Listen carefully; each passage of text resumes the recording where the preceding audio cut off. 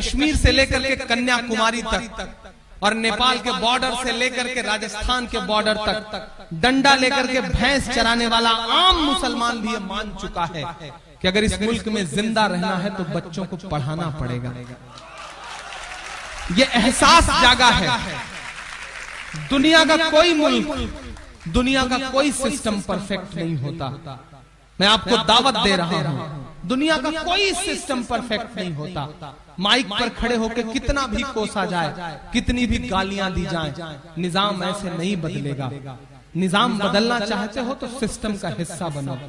तसव्वुर करो कि अगर एक थाने में तुम्हारे नाम का एक सिपाही आ जाता है तो थाने का निजाम बदल जाता है। जिस दिन तुम किसी जिले में कलेक्टर बन के बैठोगे, जिस दिन तुम किसी जिले में सुपरिंटेंडेंट ऑफ पुलिस बन के बैठोगे, उस दिन जिले का हाल क्या होगा।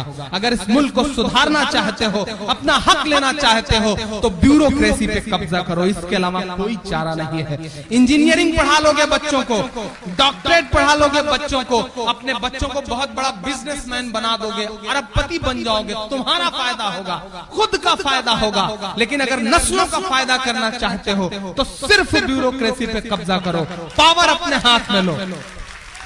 और शमीम भाई, मैं आपको भी दावत देता हूं, बहुत बड़ा काम कर रहे हैं। एक काम ये भी शुरू करिए सिविल सर्विसेज के लिए, यानी कि IAS IPS की पढ़ाई के लिए, उसकी प्रिपरेशन के लिए, कोचिंग के लिए एक फ्री इंस्टीट्यूट डालिए। मैंने इलाहाबाद में डालने जा रहा हूं और मैं दावत देता हूं अपने नौजवान दोस्तों को, इसके अलावा कोई हल नहीं है इस मुल्क में। ग्रेजुएशन करने के बाद एक मुहिम बना लीजिए कि एक वक्त कम खाएंगे लेकिन IAS बन के दिखाएंगे, IPS बन के दिखाएंगे, ये कसम खाइए।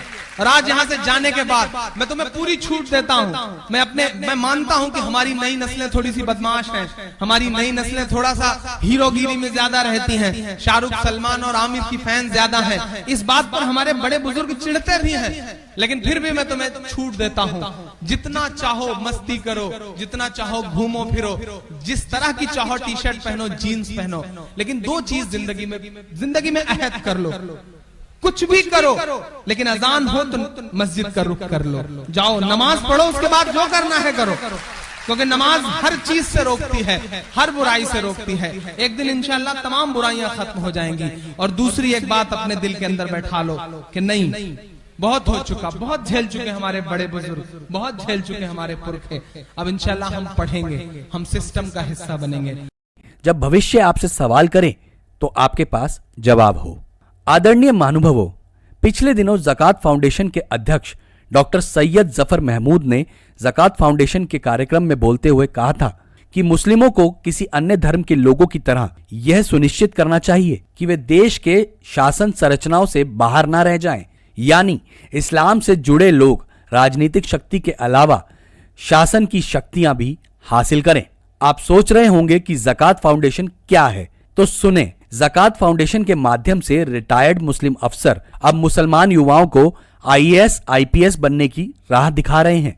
ये अफसर इस संस्था की मदद से हर साल 20 से 25 मुस्लिम युवाओं को सिविल सर्विस की परीक्षा पास करा रहे हैं। यही नहीं, अब मुस्लिम युवाओं की संख्या बढ़ाने के लिए ज़कात फाउंडेशन के अध्यक्ष डॉक्टर सैयद जफर महमूद ने जमीयत उलेमा ए हिंद की मदद से 3 एकड़ जमीन पर डासना में सर सैयद कोचिंग संस्थान के लिए नई बिल्डिंग का निर्माण शुरू कर दिया है।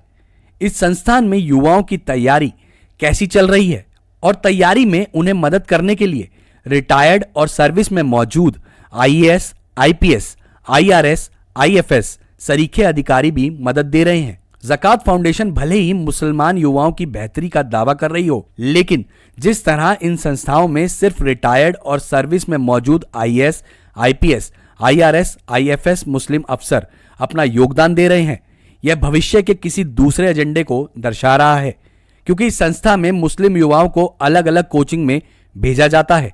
हॉस्टल में युवाओं के लिए रहना, खाना और स्टडी मटेरियल तक का इंतजाम बिल्कुल फ्री है।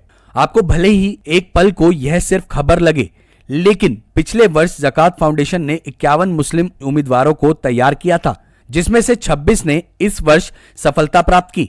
आने वाले दिनों में जब संस्था के पास बड़ी बिल्डिंग होगी तो समझ जाइए देश के अहम प्रशासनिक पदों पर सिर्फ मुस्लिम होंगे। भले ही कुछ वर्ष सत्ता हिंदू नेताओं के हाथों में रहे, लेकिन प्रशासन पर उनकी पकड़ न सिर्फ बराबर हो जाएगी बल्कि संवैधानिक और प्रशासनिक पदों पर एक असंतोष और प्रेशर ग्रुप का निर्माण भी हो जाएगा।